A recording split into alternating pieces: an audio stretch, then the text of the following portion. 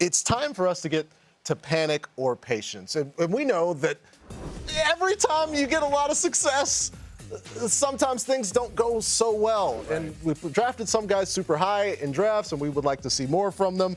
And when they disappoint us, it's tempting to bring out this. It is the panic button, which I will now hand to Kimmy Checks. And let's talk about Big Bob Tonyan. Okay. Third game with fewer than 10 yards receiving this week. Panic or patience?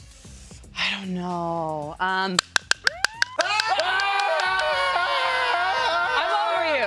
over you, Bob Tonyan. Get out of my lineup. No, I am panicking on this one because we all know that the tight end position is the trickiest one to draft around in fantasy football, right? We thought he was going to have some big breakout performances. He did it, and then he completely faded away.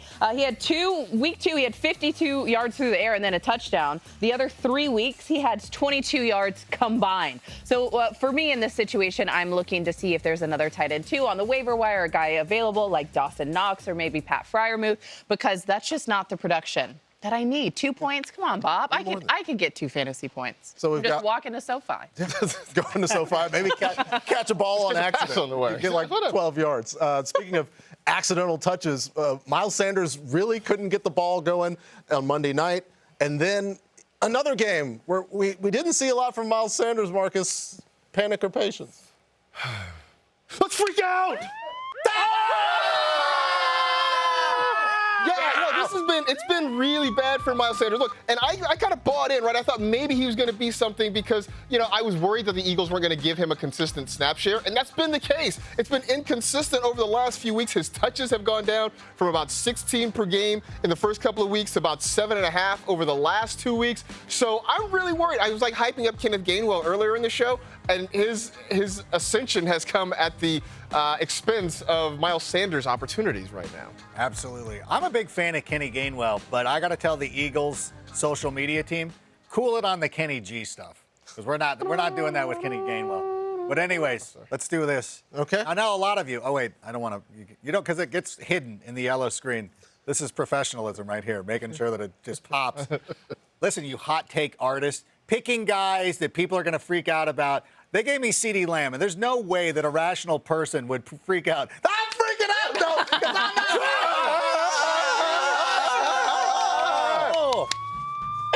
I mean, why wouldn't you trip out with what's going on with CeeDee Lamb? Because his targets, his receptions, his yards have decreased in every single contest. And then you're out there watching guys like Dalton Schultz, Dalton from the Double Deuce, the Blake Jarwin experience. Does anybody remember? That's one of Patrick Swayze's best movies. I will fight people on that.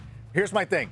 I'm fired. I'm worried about this. I don't know that CeeDee Lamb is going to be the consistent week-to-week performer that we want him to be. Even Amari Cooper, it's nervous time at some points. And as great as Dak is, and he's amazing, it's like there's not one guy that you can lock in on every other week because it seems like somebody steps up in that offense. And we've seen Dak spread the ball around. We've seen him have so much success. There's another team that's had some trouble, especially against the Browns. It was Adam Rank's Chicago Bears.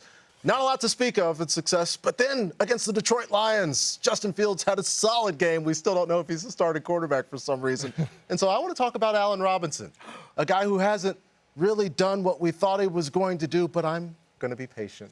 Because in terms of the opportunity for Allen Robinson, you've just seen what he can do. In fact, there were several big completions against the Detroit Lions, several near-miss completions in the previous few games, especially early on with Justin Fields. It could have changed the entire perspective, especially in that matchup against the Browns.